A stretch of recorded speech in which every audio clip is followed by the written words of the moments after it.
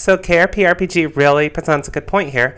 There's been quite a few discussions about the complexity of Frosthaven scenarios in comparison to Gloomhaven. Now, this isn't like the overall ceiling, because Gloomhaven actually has a few scenarios that are really complex or have a lot to them, especially if you get into Forgotten Circles. But the proportion, Gloomhaven had quite a few scenarios that were just, go ahead and kill all the enemies, and that was pretty easy. But Frosthaven has quite a few scenarios that are just complexity 2 or higher. As a matter of fact, like a quarter of the scenarios are complexity 1. And it was kind of marketed that, like, if you could look at what scenario you're about to do and you could look at the complexity, you could at least try a lower scenario.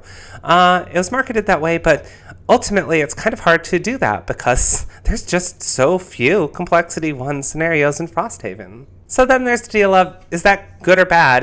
What's the point of that? And I think it really depends on what the audience wants. If the audience does want, like, those complexity, those nitty-gritty scenarios, and there's pressure plates, and, like, obstacles you have to destroy, and this door's locked until you do this, sure, that's good. But I think that there's a compromise that the audience wanted, and I'm not speaking for everyone. And I personally didn't want to do just 100 kill all enemies again.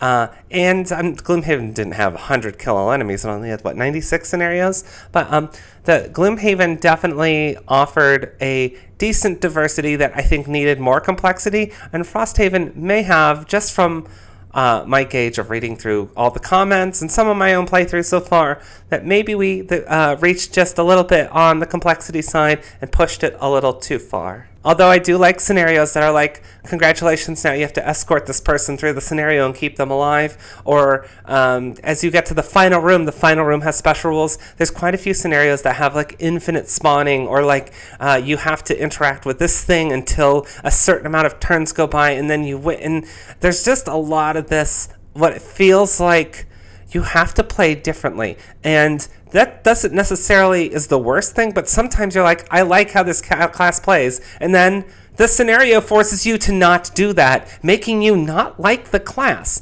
I think those ones, once you get a little out of the box and try, I'm okay with a couple, but there's been just a few so far that has been a bit too much. However, I'm actually really enjoying the volume of scenarios that are not kill all enemies. So I really want to hear your guys' opinion on, what do you think of the Frosthaven scenario complexity?